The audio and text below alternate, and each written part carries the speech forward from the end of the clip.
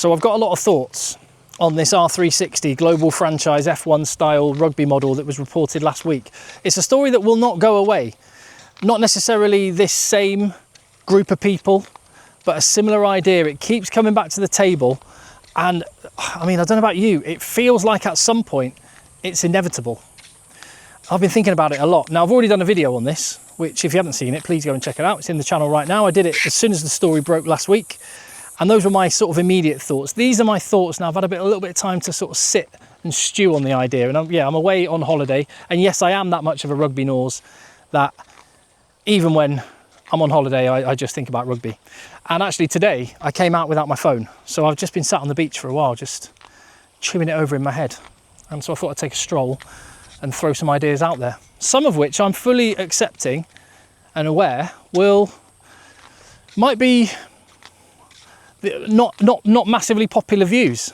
So I'm genuinely interested to know what you think. Let's have a conversation in the comments down below. I love the interaction in the comments, and I will be down there with you. So please get stuck in, give the video a thumbs up and hit subscribe. And yes, I've got the vest on again. So feel free to take the mickey out of my pasty white shoulders.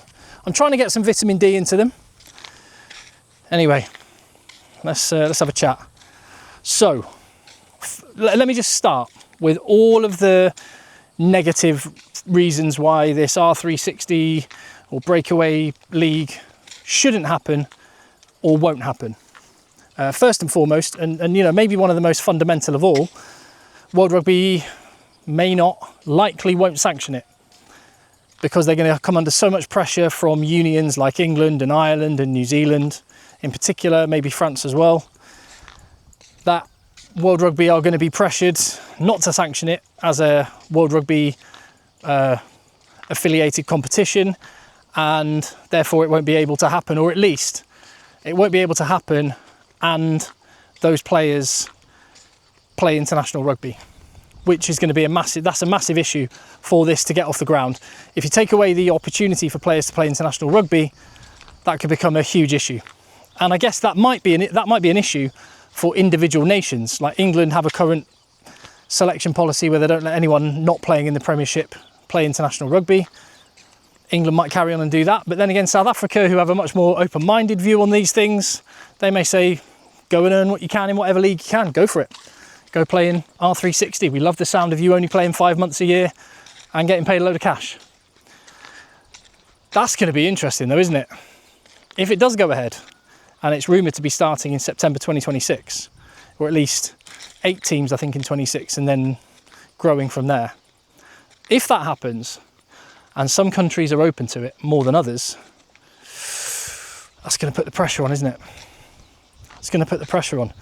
If England, and again, I just think one of the barriers to this actually happening at all is if the players will take the leap. And there is definitely a case of safety in numbers in that. I think you might need like 10 of the current centrally contracted England players to all say we're going. I'm using England as an example.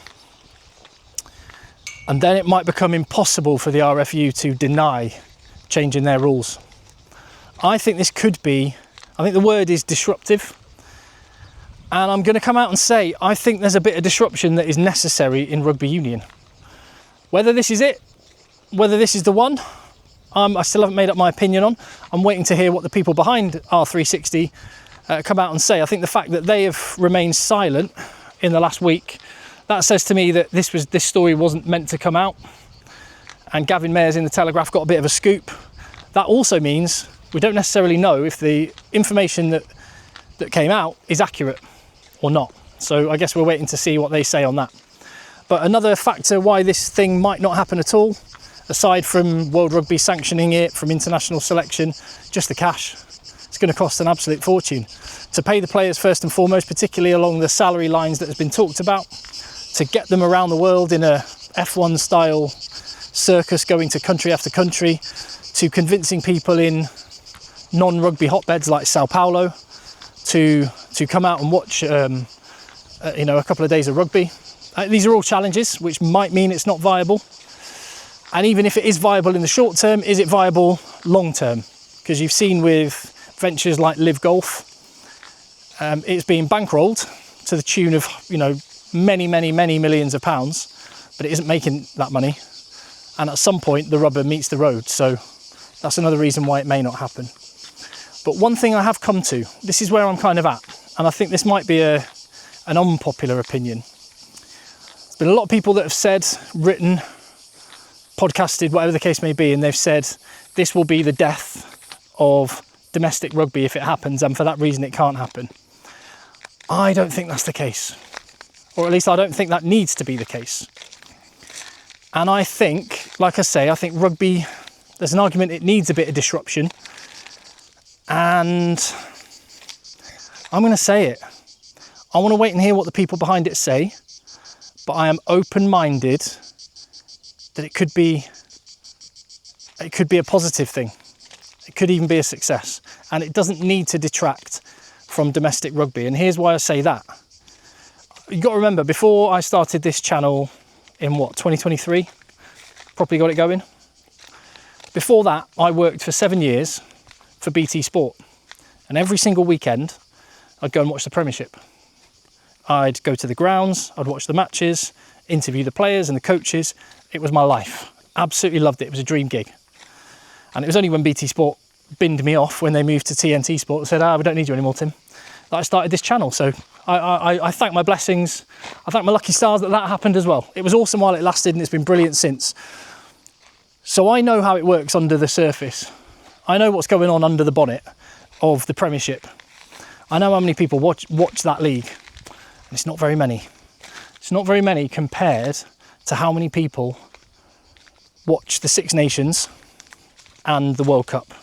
When the Six Nations is on in the UK every year, you can bank on, what we're talking, minimum 5 up to 8-9 million people will watch a game. Crazy numbers. Even more for a big World Cup match. How many people watch a Premiership game? A couple 100,000? And do you know what? That isn't me knocking the Premiership. I love that league. I love the URC. This weekend, the Premiership is going to have, and I don't want to piss on the chips of the Premiership here. I don't want to burst the bubble because I love it. And this week, Twickenham is going to be absolutely rammed with 82,000 people. Leicester and Bath, two great storied old clubs, are going to be going head to head. The semi-finals were absolutely brilliant. The atmosphere is going to be electric. It's been a great year for the Premiership. I don't want to pour any cold water on all of the successes, but the reality is not many people watch it, and that, in my mind, is just a fact. It's a fact. And I think one of the traps we get caught into is a lot of people will say all we need to do is convert some of those people that watch the Six Nations or watch the World Cup. We just need to convert them into Premiership fans. And I don't think you're ever going to. And I think that's okay. It's partly because we're in England or the UK, or, and it's the same with other countries around the world. There's just too much choice. There's too much else going on. And with football being as big as it is, you're never, ever going to take a massive slice of that pie. Certainly not on a week-to-week basis for however many weeks of the year. Champions Cup, Premiership, it's just not going to happen, particularly when it's spread across different subscription models. You have to pay money. It's not going to happen, and that's okay. So that's kind of where I've come to on that fact. But there's clearly an opportunity to recruit some of the people, not all, but some of the people who every year quite like watching the Six Nations, or every 4 years like watching the World Cup, because they clearly like rugby enough to tune in a bit. I don't think they're going to tune in massive more numbers for the Premiership or the URC. Some of them will, but not all of them. But I think there's an opportunity to provide something for them where they will watch a bit more rugby. And this could be it. It might not be it, and it might need some work, and it might be something else. But there is an opportunity to grab hold of some of that group of people. 200,000, 300,000 watching a Premiership game, 8 million watching a Six Nations game or a World Cup game. There's a big chunk of people in the middle there that I think can be targeted and arguably need to be targeted. And how do you target those people? I think first and foremost, we're in 2025. Star power is massive. Star power is massive. So the thought of getting the biggest players on the planet all playing together, and let's see how Antoine Dupont and Finn Smith play as a halfback pairing together. Yeah, Now you're talking.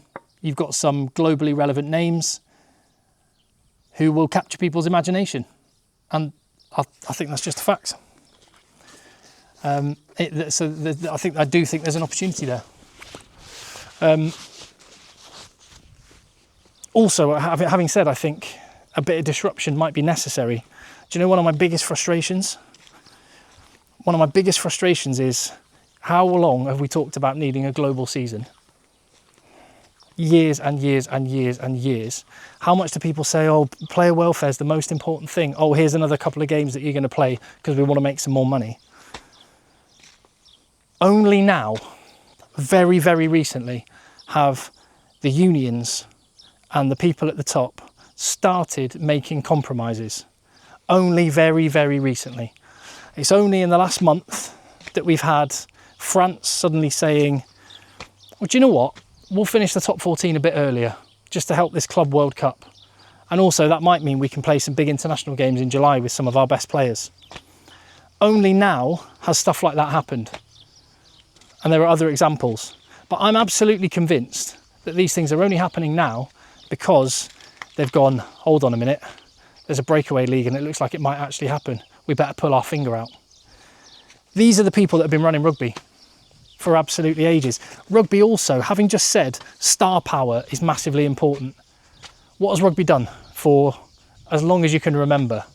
Suppressed individual talent, completely squeezed personality, made villains of anyone who steps outside of the prescribed way of behaving. Rugby doesn't help itself. And I'm a little bit fed up with it. But to be perfectly honest, you have like silly rules being made by, and I get it, it's the tradition and all the rest of it. But say New Zealand, for example, if you're in an advert for the New Zealand All Blacks, I think it's right that there has to be a minimum of 3 of you in any photo shoot so that no individual is bigger than the team. The only way we're going to grow rugby is if these individuals become the stars that we follow. Yes, World Cup, we're always going to follow our country, and that's what makes it amazing. Clubs, Premiership, URC, we're always going to follow our franchise or our town or our city or our club or whatever, 100%. But outside of that, and in addition to that, we need stars.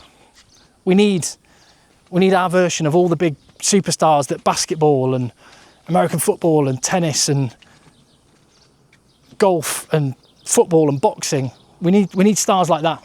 And rugby, by its very nature, squeezes all of those opportunities away. Look at the way that Henry Pollock has been treated. He does a couple of celebrations when he scores a try. He plays with confidence and backs it up with brilliant performances. And it's suddenly, it's disrespectful. Oh, he's cocky. He's arrogant. Not, what an incredible lad. He's 20 years old. Look how much he's tearing it up. One of the best players in Europe this year. So I want a bit of disruption, frankly. I want a bit of disruption. I want something to come along that shakes rugby out of the way it's always done it. I want something that's going to shake the unions out of short-term self-interest that might actually inspire them to sit around a table and go, right, do you know some of those big problems that we've got that are standing in the way of the game actually growing, like a global season? Let's go and get that done. Let's go and do that, shall we? And maybe if someone comes in, even if R360, they try it and it doesn't work, at least it will make everyone else go, right, there's competition here, we should probably pull our finger out. And generally speaking, I believe in a free market, if you want to put it in those terms. I believe in competition. And I believe when there is competition, it raises performance levels of everyone. And that's just the fundamental basis of sport, isn't it? That's what rugby's predicated on, competing, and the best rises to the top. So I say, well, let's hear what you've got to say, R360. Let's hear what the plans really are, rather than a newspaper article that may or may not be accurate. Let's see what you're actually talking about. Let's see the colour of the money for real, see how you're going to fund it, what the long-term plans are, if it's going to get sanctioned by the by World Rugby, what players are actually going to make the leap. And then if that's the case, I'm all for it. From the point of view that competition raises standards all over. So I'm open-minded. That's how I'm going to say it. And look, I'm perfectly accepting that will be quite an unpopular point of view. I think just judging by the comments on the channel and being made elsewhere and what other people seem to be saying, and there was an article the other day, I mean, the word delusional was used. So I think a lot of people are going to disagree with me. I'm not saying I'm for it and I can't wait and bring it on. I'm saying I'm open-minded that it could actually be a good thing for the sport long term. Either by providing a different model which brings in cash, pays the players well, whilst looking after their welfare, and gets people into the game more often than at Six Nations and Rugby World Cup. But I'm also open-minded that just by competing with all of the other competitions in rugby, it might actually make some of the people at the top who have been running our game for years and years and years actually pull their fingers out their backsides. That's where I'm at. And that's what I've been thinking as I've been sat on the beach. Like I say, I'm a complete rugby nose. Let me know your thoughts in the comments down below. And I'll be really, really interested to see what you say, and I'll be down there with you. I'll see you on the next one.